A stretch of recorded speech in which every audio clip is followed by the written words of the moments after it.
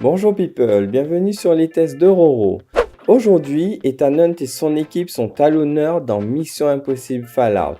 Au rayon, les spécifications, la qualité des visuels, celui du mixage audio, sa narration et bien sûr ma conclusion.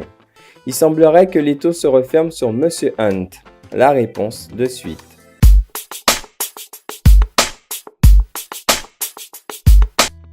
Mission Impossible Fallout est distribué par Paramount Pictures pour une définition Full HD, soit 1920 par 1080p encodé en MP4 AVC.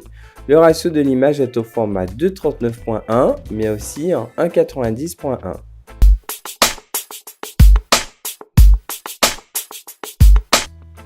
Le tournage a été réalisé avec des pellicules 35 mm mais aussi en numérique 8K. Et à l'écran, cela se confirme. Les scènes au format traditionnel présentent du grain, mais avec une bonne solidité en matière de définition. Les visuels sont texturés et les gros plans sont détaillés. Bonne profondeur des noirs pour un contraste là aussi de niveau. Cependant, pas de folie colorimétrique. Il n'y a pas de nuance qui tire le visuel vers des notes spécifiques. Aussi, il faut noter que certaines scènes sont trop douces avec des contours un peu flous. En revanche, il y a des séquences en IMAX qui tranchent radicalement avec les autres séquences. Ici, tout est boosté. C'est simple, c'est impressionnant en termes de détails, de piqué, de luminosité. Vraiment, la scène en hélico peut en témoigner. Et les couleurs sont plus vives. Je pense qu'on se souviendra longtemps de ces passages de référence.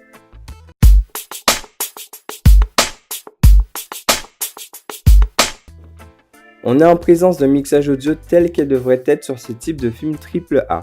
L'éditeur fait faute de nous proposer une VF en mi-débit, mais la VO en Dolby Atmos est imposante. Ici, chaque mouvement à l'écran a du poids et de l'impact. Entre les diffusions de tirs, les coups de poing et même les dialogues sont denses. Les canaux Atmos ne font pas dans la surenchère mais sont exploités de façon cohérente, car lorsqu'on en a besoin, elles sont clairement présentes. Le passage dans l'hélico est le parfait exemple. Ici, c'est le premier film qui m'a donné l'impression d'être dans le cockpit avec les hélices tournoyant dessus. Je pourrais m'éparpiller sur ce mixage audio tant qu'il y a de la dynamique, de la cohésion, de la largeur et un son en mouvement sur tous les canaux. Bien sûr, la piste LFE est omniprésente et comme dit précédemment, donne de l'impact à chaque petit mouvement à l'écran. On est constamment pris dans ce mix du tonnerre.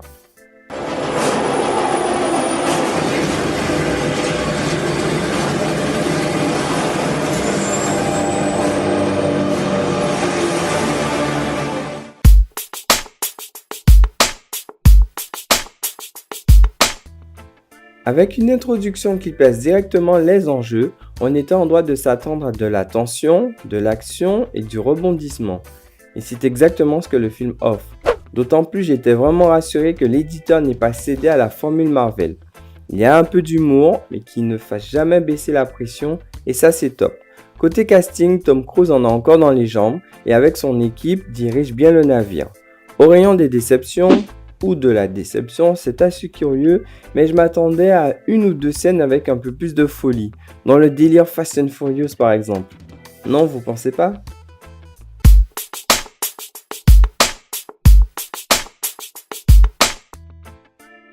Un parti pris artistique visuellement payant, un mixage audio bouleversant et une recette narrative qui fait mouche, techniquement, c'est un top démo.